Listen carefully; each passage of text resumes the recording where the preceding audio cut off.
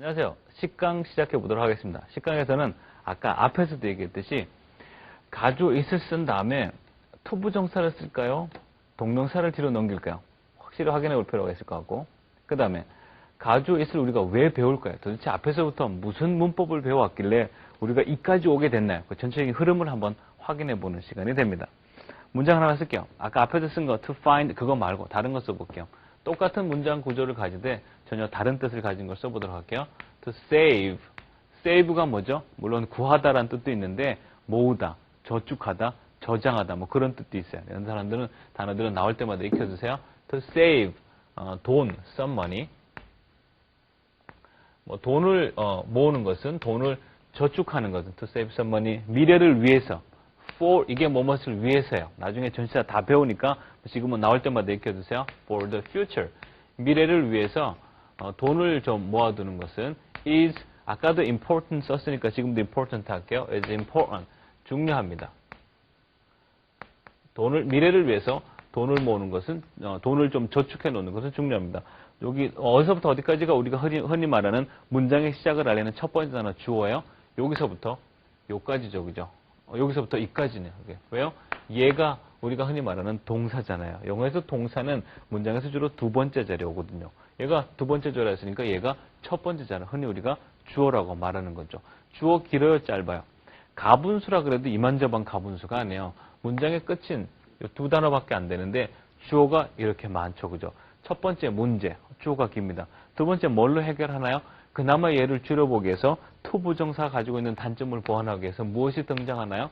동명사가 등장하게 되죠. saving, 모으는 것. 얘도 뭐뭐 는 것이고 이것도 뭐죠? 얘도 뭐뭐 는 것이고 뜻이 똑같죠, 그죠? 그래서 동명사가 투부정사를 보완한다 그러는 거예요. saving, 모으는 것은 뭘 모아요?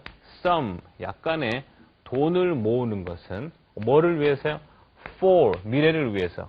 the future, 미래를 위해서 약간의 돈을 모으는 것은 is important. 좀 줄어들었나요? 그렇죠. 눈에 보듯이 조금 줄어들었어요. 조금. 이거는 많이 줄어들었다고 말 못하죠. 조금 줄어들었죠. 조금 그죠. 또 이게 두 번째 시도죠, 그죠. 그러나 여전히 진짜 주어 짧아 여전히 길죠. 그래서 마지막 세 번째 아주 급진적인 방법을 택하죠. 뭐죠? 줄이긴 줄이되 더 이상 짧다라는 말에 긴 말하지 말자 이거 무조건 짧다 이거죠. 가장 짧은 단어를 쓰게 쓰되 그 짧은 단어가 뭐죠? 내용이 없는 아주 새로운 단어를 쓰죠. 그게 뭐죠? it이죠, 그죠? 더 이상 이 it이란 단어를 놓고 주어가 짧다겠다 말 못합니다. 이거 누가 봐도 짧다라는 걸 알거든요. it을 쓰죠, 그죠? 그 다음에 어떻게 해요? 얘가 가짜 주어를 썼으니까 그때는 주어 다음에 뭐 나오게 되나? 항상 이 동사가 나오게 되어 있으니까 it is라고 쓰죠, 그죠? it is, 그 다음에 뭐 써요? 남은 거 다 쓰죠, 뭐. it is important. 그것은 중요합니다. 그 다음에 이제 우리한테 선택권이 있죠. it is important 다음에 얘 대신에 노란색으로 줄친 거 얘 대신에 is고 여기 saving some money for the future 대신 있었어요. it is important. 그 다음에 우리한테 초이스가 있어요. 무슨 초이스가 있나요? 요 위에서 투부정사를 쓴 주어 얘를 뒤로 돌릴까요? 아니면은 여기 동명사 있죠. 동명사를 주어로 쓴 거 얘를 뒤로 돌릴까요? 우리한테 두 개의 초이스가 있습니다. 어떻게 해야 되나요? 그러니까 1번 투부정사, 2번 동명사. 가주어 is을 쓴 다음에 투부정사를 뒤로 돌릴까요? 동명사를 뒤로 돌릴까요? 생각할 수 있는 시간 3초 줄게요. 찍으세요. 선생님 그런 질문 한 번도 안 받아봐서 잘 모르겠는데요. 이참에 찍어보란 얘기예요. 이참에 가주어를 쓴 다음에 투부정사 쓸까요? 동명사 쓸까요? 선생님 나는 내내 가주어 다음에 투부정사 쓰는 것만 봤지 동명사 쓴 거는 본 적이 없는데요. 대부분이 그러리라고 봐요. 그래도 한번 찍어보세요. 어느 건 찍어보세요. 생각할 수 있는 시간 3초 줄게요. 내가 이따 정답 다 해결하니까 지금 편하게 찍어보세요. 3초 줘요. 1, 2, 3. 찍어요. 몇 번? 하나, 둘, 셋 하면 다 같이 얘기해봐요. 1, 2, 3. 몇 번요? 대개의 케이스가 이 투부정사라고 말하는 경우가 대개의 케이스라고 생각이 들어요. 왜 그러냐면 책에 그렇게 나와 있거든. 그리고 내내 배울 적에 그 투부정사를 가주어를 쓰게 되면 투부정사가 뒤로 넘어간다고 내내 배웠거든요. 그러니까 당연히 그런 줄 알죠. 내가 물어볼 적에 투부정사를 뒤로 돌릴까요? 동명사를 뒤로 돌릴까요? 라고 물어봤기 때문에 선택을 하라고 유도를 했어요. 그냥 일부러 틀리도록 만들었습니다. 사실은요, 여기서 이제 가조라는 문법의 레벨 차이가 나는 거예요. 사실은 둘 다 돼요. 둘 다 돼요. 얘도 되고, 투부정사도 뒤로 넘길 수가 있고, 동명사도 뒤로 넘길 수 있다는 얘기예요. 둘 다 됩니다. 둘 다. 이까지 가야 이제 레벨이 좀 조절이 되고, 가조가 뭔지 잘 감을 잡게 돼요. 그렇게 쉽다고 생각했던 가조잇에서 이런 미스테이크를 하려고 누가 생각을 했었겠냐는 얘기예요. 둘 다 됩니다. 이 정도 이까지 오게 되면 이제 앞으로 공부할 방향이 정해지게 되죠. 무슨 방향이냐면은, 그럼 선생님, 언제 우리들 머릿속에 지금 머릿속에 떠오르는 그런 궁금한 점들이, 선생님 그러면 언제 앞에다가 it을 쓴 다음에 언제 투부정사를 뒤로 돌리고 언제 가조를 뒤로 돌릴까요가 이제 그 다음 질문이 된다라는 얘기예요. 그럼 앞으로 공부할 방향이 어떻게 돼요? 언제 투부정사를 뒤에다 쓰고 언제 가조를 뒤에 언제 동명사를 뒤에 쓰는지를 판단하는 게 이제 그 다음 공부할 방향이 되는 거죠. 예를 들어 설명. 그러니까 이건 우리 주변에 일어나는 예를 들면 좋을 것 같아요. 언제 투부정사 쓰고 언제 동명사 쓰는지는 주변 상황을 통해서 예를 들면 좋을 것 같아요. 흔하지 않게 일어나는 일들이 있어요. 그러니까 가끔 일어나기도 힘든 일, 그런 일들이 일어나면 누구나 당황을 하죠. 예를 들어서 내가 옛날에 유학생활 할 적에 이제 유학생들이 유학생활 하면 유학생활 할 때 제일 힘든 것 중에 하나가 뭐냐면은 물론 영어가 제일 힘들어요. 영어가 되면 얼마나 좋겠어요. 우리 칼리지를 가고 이제 칼리지에서 유니버시티로 트랜스퍼 합니다. 그리고 대학원도 가고 그러는데 미국 아이들한테는 그게 소시올로지 클래스예요. 사회학 클래스고 미국 아이들한테는 그게 미술 클래스예요. 미국 애들한테는 그게 체육 클래스라고요. 미국 애들한테는 그게 히스토리 과목이에요. 근데 우리 공부했던 그런 지금도 혹시 유학하고 있는 많은 유학생분들은요. 지금 그게 역사 과목이요? 지금 그게 사회 과목이냐? 아니죠. 그게 지금 전부 다 무슨 과목이에요? 우리 유학생들한테는요. 전부 다 영어 과목이에요. 다 힘들어요. 다 힘들어요. 그러다 보니까 영어 때문에 늘 스트레스를 받게 되는데 가만히 봐보면은 이런 특징들이 있어요. 저도 유학생을 오래 하고 유학 상담을 오래 해서 그 특징들을 잘 알아요. 보면은 민감한 학생들이 있어요. 한 번만 C 받아도 뭐 어쩔 줄을 모르고 F 받으면 막 죽으려고 그래요. 막 거품 풀고 막 쓰러지려고 그래요. A 안 받으면 죽는 줄 알아요. 그렇게 유학생활하는 케이스가 있는데 그거 힘들어요. 유학생활은요. 제 생각에 두 가지만 잘하면 성공하는 것 같아요. 선생님이 뭐 내라 그럴 적에 정시에 내요. 내일까지가 due date, 내일까지가 마감이면 내일 내라 이거야. 그 다음에 일찍 시작하면 돼요. 시험이 2주 후면 오늘부터 시험 공부하면 된다는 얘기예요. 근데 이제 밀려서 하려면 곤란하지. 유학생활은 배짱이야. 영어 좀 못해도 괜찮아요. 영어 좀 못해도 괜찮고 그냥 배짱 있게 하면 성공한다는 얘기죠. 가끔가다 학생들이 이메일이 와서 선생님 나 내일 수업해야 되는데 당장 내일 영어 클래스에 앉아야 되는데 어떻게 해야 되나 이렇게 물어볼 때가 있어요. 그럼 나는 아주 간단하게 답장을 보내요. 뭐라고 보내냐면 그냥 거기 앉아있어요. 그냥 그 영어 수업 시간 앉아있으면 돼요. 수업 시간에. 그러면 한 일주일 지나면요. 주변 애들이 나 영어 못하는지 다 알아요. 교수 그 다음 시키지도 않아요. 그러니까 배짱 좋게 앉아있으면 돼요. 근데 간혹가다 어떤 학생들이 C 받았다고 D 받았다고 막 긴장을 해서 학교로 휴학하는 애들이 있어요. 많이 곤란하죠. 그죠? 한 가지 예를 듣고 다시 올로 돌아가고 이게 얼마나 언유절한 내가 지금 설명하려고는 토부정사를 뒤로 돌릴까요? 동명사를 뒤로 돌릴까요? 하고 연결되는 예문을 어떻게 돌리나 봐봐요. 여학생이 하나 있었는데 내가 위스콘신 학교 다닐 때게 걔는 유니버시티 오브 플로리다 다니는 여학생이었는데 우리 반에 수업을 들으러 왔는데 다 8명밖에 안 돼요. 교수가 계속 시킨다고. 시키면은 나 같은 경우는 벌써 교수가 시키면 얼어요. 어떻게 차례짜리 되고 어떻게 될지 모르겠어요. 이 여학생한테 시켰어요. 그럼 한국 여학생이었어요. 그럼 보통의 케이스는 영어가 안 되는 나한테 뭐를 시키면 불안하다고. 나는 차렷 자세가 되고 얼굴에 땀이 나고 막 삐죽삐죽 그러는데 이 여학생은 배짱이 좋았어요. 어느 정도냐면 교수가 시키면 이렇게 하고 있다 교수가 시키면은 벌써 이렇게 돼야 돼요. 근데 그 여학생은 어떻게 하냐면 시키면 이렇게 하냐면 고개도 들지 않아요. 이렇게 봐요. 이렇게 보고 교수가 뭐 물어봤어요. 그럼 대답해야 되죠, 그죠? 그 여학생이 이렇게 하더니 그리고 그냥 자기 할 거예요. 옆에는 나는 기절하는 줄 알았다니까. 미국 교수가 물어봤는데 그렇게 하고 무시를 하는 거예요. 그리고 나서 나중에 휴식 시간에 걔한테 내가 그랬죠. 너 돌았냐? 그 학생들이 있는 앞에서 교수 앞에서 그럼 미쳤냐? 그 여자 얘 참 배짱이 좋았어요. 여자가 뭐라는 줄 알아요? 그 여자 이렇게 얘기했어요. 야, 미국 애들은 처음부터 지를 잘 들어야 돼. 걔가 그랬다니까요. 얘 졸업했어요, 안 했어요? 얘 졸업했죠. 얘는 C를 받아도 좋았다는 얘기예요. D를 받으면 다음에 한번 더 들으면 되지 뭐. 그 배짱으로 있으면 돼요. 근데 봐봐요. 지금 유학하는 사람들, 혹시라도 외국인을 경험했던 사람들, 면전에서 미국 사람들의 질문을 이게 무시하는 게 쉬워요, 안 쉬워요? 안 쉽죠, 그죠? 그 다음에 수업 시간에 교수가 뭔가 물어봤는데 이 여자애처럼 무시하는 게 그게 흔한 일이요? 무슨 유학생들이 영어 안 된다고 다 무시해요? 아니죠. 여자가 굉장히 특이한 케이스였어요. 그걸 내가 영어로 써볼게요. 그래서 여기요.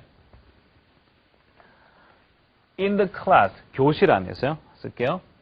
In the class, 교실에서 교수님이 얘한테 뭘 물어봤죠, 그죠?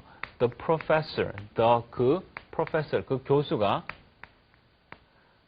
물어봤습니다. asked, 물어봤어요. 뭐 물어봤어요? a question, 질문을 하나 물어봤죠. 첫 번째 문장요. In the class, 교실에서 the professor asked a question. 그 교수가 질문 하나를 물어봤죠. 그랬더니 이 여자가 지금 어떻게 했다 그랬어요? 이 여자가 지금 어떻게 했다 그랬죠? She, 그 여자가 어떻게 했어요? Ignored. 아, 나이스 단어. 이러고 알아도 이거. 우리 생활하는데 수없이 쓰는 단어죠. Ignored가 무슨 뜻이죠? 무시하다라는 뜻이죠. She ignored. 그 여자가 무시했습니다. 뭐 무시했었어요? 그의 질문을 무시했죠. 그죠? She ignored his question. 그의 질문을 무시했습니다. 어떻게 무시했어요? 면전에서 무시했죠. 그죠? Before. 뭐뭐 앞에서. 이게 면전에, 뭐뭐 앞에, 뭐뭐 전에, him. 그 앞에서 그냥 무시해버렸죠. 두 번째 상황이죠. 그죠? 세 번째 상황이요. 여러분, 이런 상황이 쉽게 일어나요? 잘 안 일어나죠. 그죠? 혹시라도 외국 사람 만나고 했던 사람 봐보세요. 뭐 물어봤는데 면전에서 무시하고 잘 못하죠. 그죠? 이걸 다시 상황을 영어로 옮길게요. to, 뭐뭐 하는 것. ignore, 무시하는 것. to ignore, 무시하는 것. 뭐 무시해요? professor, 교수의 또는 teacher. professor's question, 교수의 질문을 무시하는 것은 근데 어떻게 무시했어요? 면전에서 무시하는 것. before, 뭐뭐 앞에서, him. 그 앞에서 그 교수의 질문을 무시하는 것은 흔한 일이 흔하지 않는 일이야. 흔하지 않죠. 이런 일은 일어나기 힘들죠. is unusual. 아예 내가 쓰기를 unusual하다고 썼어요. 그런 일들은 쉽게 일어나지 않습니다라고 내가 이런 일은 쉽게 안 일어나죠. 그죠? 봐요. 내가 지금 동의를 구하기 위해서 여러분들한테 동의를 구하기 위해서 내가 앞에서 설명을 했던 거였어요. 누가 물어봤는데 면전에서 무시했어요. 잘 안 일어나죠. 그죠? 여기 to 부정사로 주어를 썼네. 여기 봐봐요. To ignore a professor's question. 그죠? 요까지가 주어네. before him. 요까지 주어네. 얘가 동사네. 그죠? 주어 길어요, 짧아요? 되게 길죠. 아까 우리가 앞에 했던 예문과 같은 거네요. 무지하게 주어 길죠. 영어는 첫 번째, 문장의 시작을 하려는 첫 번째 단어가 가능한 짧고 쉽고 간단한 게 좋다 그랬어요. 가능한 길고 복잡한 게 좋다 그랬어요. 가능한 짧고 쉽고 간단한 게 좋다 그랬죠. 이거 너무 길잖아요. 그래서 두 번째 방법을 택하죠. 두 번째 방법이 뭐죠? 두 번째 방법이 어떻게 하나요? 얘를 지우고 ignore가 어떻게 바뀌나요? ignoring으로 바뀌게 되죠. 이게 두 번째 방법이요. 정말 줄어드나요? 조금 줄어들어요. 만족할 만하지 않죠. 세 번째 조치를 취하죠. 세 번째 조치가 뭐냐면 아주 극단적인 방법을 택하죠. 조금 줄어드는 것 정도가 아니라 왕창 줄이죠. 뭘 통해서 왕창 줄이나요? 얘를 쓰죠. 그죠? 가주어 it을 쓰게 되는 거죠. 그죠? 가주어 it을 쓰고 그 뒤에다 뭐 쓰나요? 동사 쓰죠. 그죠? It is. 그 다음에 뭐 쓰나요? 그대로 쓰죠. It is unusual. 그것은 되게 특이한 일이에요. 흔히 일어난 일이 아니에요. 그리고 요 뒤에 이제 쓸 걸 결정해야 되죠. 가주어 it을 쓴 다음에 그 뒤에 뭐뭐 쓸 수 있다 그랬어요? to 부정사도 쓸 수 있고 동명사도 쓸 수 있다 그랬죠. 그죠? 지금 같은 케이스 누가 봐도 특이하고 누가 봐도 특별하고 누가 봐도 낯선 케이스예요. 이럴 때 지금 누가 봐도 이거는 흔히 일어난 일이 아니라니까요. 이럴 때 이 뒤에 to 부정사 돌릴까요? 동명사 돌릴까요? 이제 결정할 수 있어야죠. 지금 뭐 돌리나요? 물론 우리가 배운 거로서는 to 부정사 쓰면 되죠. 그러나 누가 봐도 특이한 케이스는 이런 상황 속에서는 동명사를 뒤로 쓴들 아무런 문제가 안 생긴다는 얘기예요. 들어보세요. It is unusual. 그건 unusual한 일이에요. 그건 흔히 일어난 일이 아니에요. It is unusual.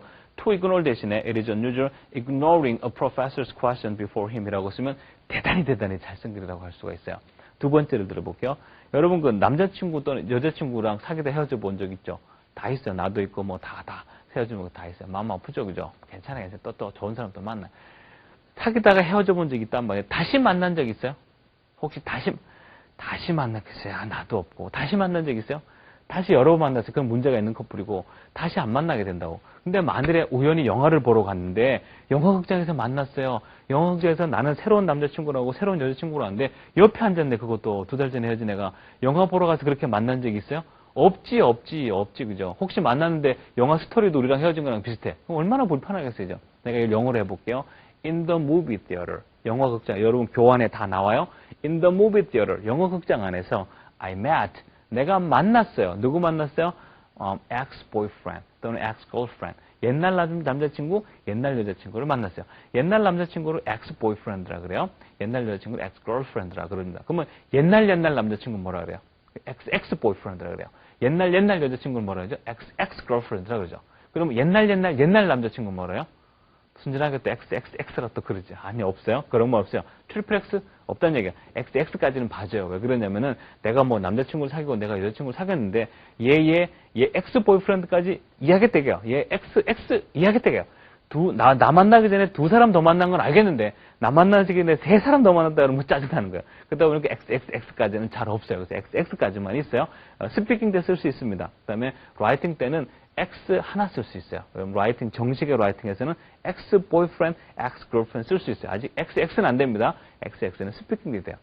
영화 극장에서 그렇게 만나요? 못 만나죠, 그죠? In the movie theater, I met my ex-boyfriend. 굉장히 특이한 케이스죠. 그러면 옛날 남자친구, 옛날 여자친구랑 같이 영화 보면 그 영화가 잘 들어와요? 얼마나 불편하겠어요? 그것도 역시 영어로 옮겨볼게요. To be, be가 있답니다. 여러분 교환에 다 있어요. 보시면 돼요. To be with 뭐뭐와 함께 my ex-boyfriend, my ex-girlfriend. 나의 옛날 남자친구, 옛날 여자친구랑 같이 영화 극장에 앉아있는 것은 is 뭐뭐입니다. 편해요, 불편해요? 불편하지, uncomfortable. 불편하면 참 좋은 단어, uncomfortable이라고 외우세요. 참 많이 쓰는 단어. 의자가 불편합니까? The chair is uncomfortable. 옷이 불편해요. The clothes is uncomfortable. 참, 그 다음에 불편한 자리에 있나요? uncomfortable situation. 참 많이 쓰는 단어니까 알아두세요. To be with my ex-boyfriend. 나의 옛날 남자친구랑 같이 있는 것은 is uncomfortable. To be with my ex-boyfriend. 이제 바로 전까지가 전체 주어라는 얘기야. 너무 길죠, 그죠? 동명사가 그 자리를 대신하죠. Being with my ex-boyfriend is uncomfortable. 역시 길다는 얘기야. 마지막 가주 있었죠, 그죠? It is uncomfortable. 그것은 불편합니다. 여러분이 정하세요. 이거 뒤에다가 to 부정사 쓸까요? 이거 뒤에다 동명사 쓸까요? 이 상황이 특이한 상황이에요? 맨날 있는 상황이에요? 또 이 와중에 졸다가 또 맨날 있는 상황이라 그런다고. 이게 무슨 맨날 상황 아니잖아요. 그죠? 가끔도 안 일어나는 상황이야. 뭐라 그러나요? It is uncomfortable being with my ex-boyfriend 또는 ex-girlfriend라고 쓰시면 돼요. 이해되죠? 그죠? 그동안은 우리가 가조 it을 배우고 나면 항상 to 부정사를 쓰는 것처럼 고정적으로 배웠어요. 그러나 상황 따라 많이 달라집니다. 어떤 상황인가 보세요. 그게 상식선에서 조금 빗나가는 아주 특이한 케이스예요. 동명사를 들여 쓰도록 하세요. 그게 뭐 누가 봐도 상식선에서 감당이 되나요? to 부정사 쓰시면 됩니다. 한 가지 여기서 짚고 넘어갈 게 있어요. 대단히 상대적입니다. 예를 들어서 남자친구 만나는 거 행복해요? 안 행복해요? 무지하게 행복하죠. 내가 쓸게요. It is happy. 행복합니다. It is happy to meet. 만나는 건 my boyfriend. 나의 남자친구 만나는 건 행복합니다. 상식선에서 당연하죠. 그죠? 이건 언유절한 게 아니에요. 이건 특이한 게 아니죠. 그죠? 그러면 누구나 다 뭐라고 말해야 돼? 지금 방송 보는 사람 다 뭐라고 말해야 돼요? It is happy to meet my boyfriend. It is happy to meet my boyfriend. It is happy to meet my boyfriend. 근데 딱 한 사람이 지금 뭐라 그러냐면 It is happy meeting my boyfriend라고 그랬어요. 미팅이라고 가조 이 다음에 동명사 썼어요. 그럼 어떤 상황에 쓸 수 있는 거라 그랬어요? 특이하고 특별한 상황 때. 잘 안 일어나는 상황에 쓴다 그랬어요. 근데 남자친구 만나는 거, 여자친구 만나는 거 행복한데 마치 특별한 상황 속에서 이러는 것처럼 썼단 얘기예요. 그러면 이 말을 듣는 모든 사람의 관심은 누구한테 쏠리게 돼요? 그 사람한테 쏠리게 되죠. 문법적으로 틀리지 않았습니다. 본인이 선택을 한 거죠. 뭐 쓰기로? 특별한 상황에서 쓰는 동명사를 쓰기로 선택을 했다 이거죠. 어떤 상황일까? 이런 상황이요. 그래서 물어봤어요. 우리가 남자친구 만나는 거 행복한 게 당연한 건데 왜 그걸 굳이 특별한 상황에 일어나는 것처럼 동명사를 썼을까? 물어보니까 우리가 모르는 이런 배경이 있었어요. 예를 들어서 여자친구가 뭐가 안 좋아? 간이 안 좋아. 간이 안 좋아서 지금 잘못되게 생겼는데 알고 보니까 남자친구 간이 딱 맞아요. 그래서 남자친구 간을 가져와가지고 자기가 수술 받았어요. 그래서 살아났어요. 남자친구가 자기 간 줘가지고 자기 목숨을 구했다는 얘기예요. 그럼 이 남자친구는 이제 더 이상 그냥 보통의 남자친구가 아니죠. 이 남자친구 무슨 남자친구요? 대단히 스페셜한 남자친구가 되죠. 누구나 다 It is happy to meet my boyfriend라고 말할 적에 이 여자는 뭐라고 말했어요? It is happy meeting my boyfriend라고 자기가 원해서 강조한 케이스라고 할 수 있어요. 우리는 배경을 모르니까 모르지만 본인은 뭐요? 대단히 스페셜한 상황. 여러분 남자친구 여러분한테 간 줘봤어? 여러분 남자친구가 여러분한테 허파 줘봤냐? 안 줘봤잖아요. 얘는 줘서 살았다니까? 특별한 상황이야? 안 특별한 상황이야? 특별한 상황이지. 그러니까 자기가 동명사를 써서 강조했던 얘기죠. 대단히 상대적이라고 할 수가 있어요. 무슨 말인지 알겠죠? 그죠? 그래서 가주어 있을 쓴 다음에 그 뒤에다 to 부정사 쓸지 동명사 쓸지 둘 다 맞습니다. 상황의 변화가 있을 뿐이죠. 그죠? 남들이 평범하다고 말하는데 내가 강조하고 싶어. 강조하라는 얘기야. 그러나 일반적으로는 뭐죠? 일반적으로는 다들 특이하게 보는 것들이 있고 다들 상식적으로 보는 게 있어요. 그 선에 맞춰주면 일단 도움이 되리라고 봅니다. 무슨 말인지 조금 감이 가죠. 그죠? 잘 기억해서 오해하지 않도록 쓰도록 해요. 그러면 이제 앞에서 했던 걸 좀 정리하는 시간을 가질 텐데 제가 크리티컬 퀘스천 아주 중요한 질문을 몇 개 하도록 할게요. 이 질문에 대해서 어떻게 대답하느냐가 앞에서 얼마나 이해가 잘 됐고 활용성이 있는지 알 수가 있습니다. 잘 듣고 대답해 봐요.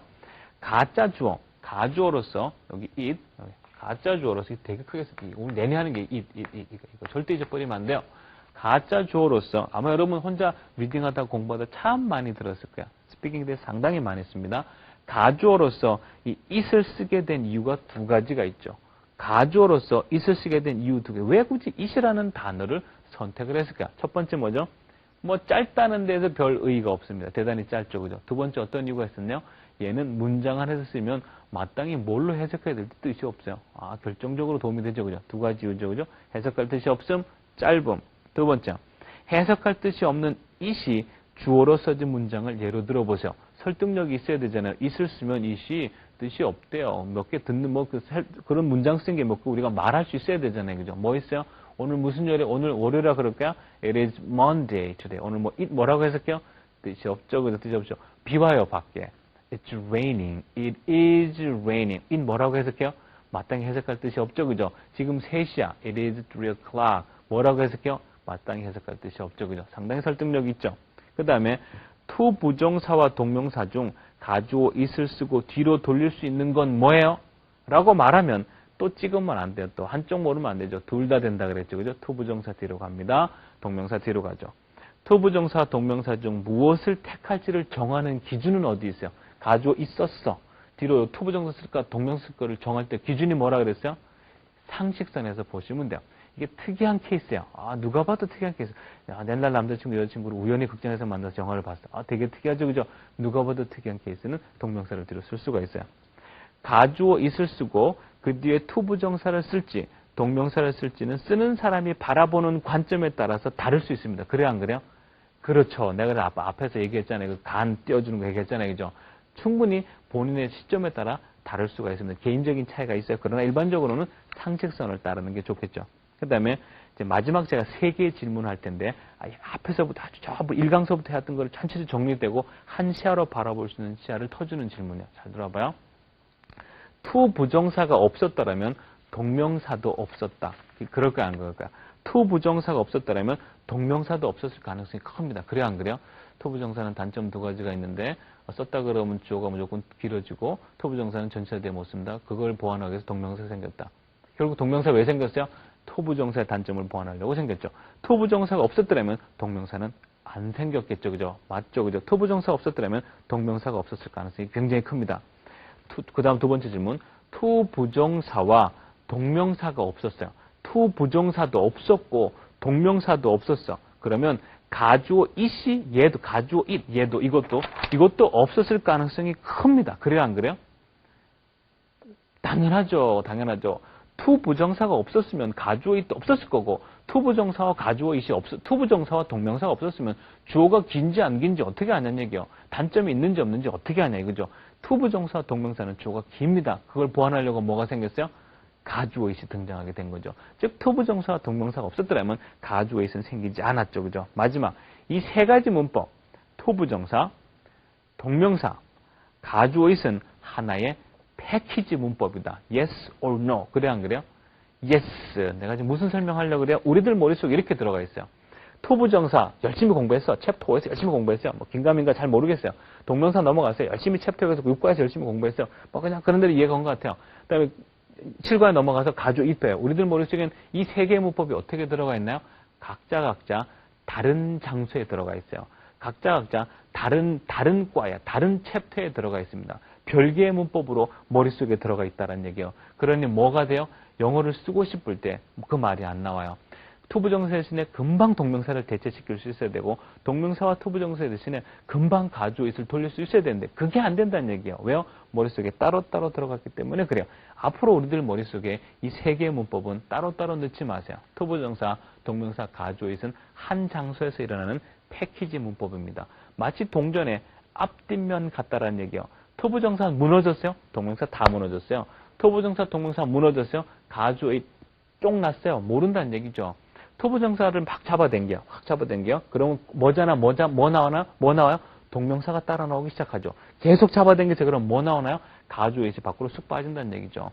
토부정사, 동명사, 가주에서 이렇게 해서 우리가 이걸 부르기를 뭐라 부르죠? 어떤 사람들이 이거를 family, 가족 그룹이라고 부르기도 합니다. 그러나 또 우리들끼리는 더 뭐라고 부르면 돼요? 패키지 문법이라고 부릅니다. 이것들은 머릿속에서 패키지화 시키세요. 다른 장소에 집어넣지 말고 같은 문법으로 보도록 하세요. 이런 식으로 한 문법이 다른 쪽 문법에 많은 영향을 줘서 어쩔 수 없이 그 문법이 생겼을 적에 그것을 부르기를 패키지 문법이라고 합니다. 정리할게요. 가주 it을 쓴 다음에 그 뒤에 토부정사를 쓸 수 있고 동명사도 쓸 수 있습니다. 동명사 언제 쓰나요? 아주 특별하고 특이한 상황일 때 쓸 수가 있죠. 토부정사를 쓰고 토부정사를 쓸 때와 동명사 쓸 적에 한국말로 해석은 같습니다. 그러나 받아들이는 미국 사람은 동명사를 썼을 때가 뭐라고 생각하겠어요? 더 강조했다고 생각하죠. 토부정사 없었더라면 동명사 없었습니다. 토부정사, 동명사 없었나요? 가주 it 없죠. 세 개의 문법을 뭐라고 부르나요? 마치 가족같이 연결이 되어 있다 그래서 패키지 문법이라고 부르죠. 잘 이해되죠? 이게 실력이에요. 문법은 장황하게 머릿속에 이렇게 어지럽게 군데군데 아는 것이 아니라 마치 연결이 돼서 말로 나올 수 있도록, 글로 나올 수 있도록 전체적인 색깔들을 파악할 수 있도록 아시는 게 도움이 많이 됩니다. 그래서 우리가 이제 계속 문법 공부를 하는데 오늘 가주이스라고 마치는데 앞으로 나오는 문법도 여러분 마찬가지입니다. 전부 다 이렇게 패키지화 되어 있어요. 한쪽 문법이 생기면 바로 그 다른 문법이 영향을 받아서 밖으로 드러나게 되어 있어요. 잘 기억하도록 하고 정리해 놓도록 하세요. 수고만 했습니다. 여기까지 하도록 하겠습니다. 수고했어요.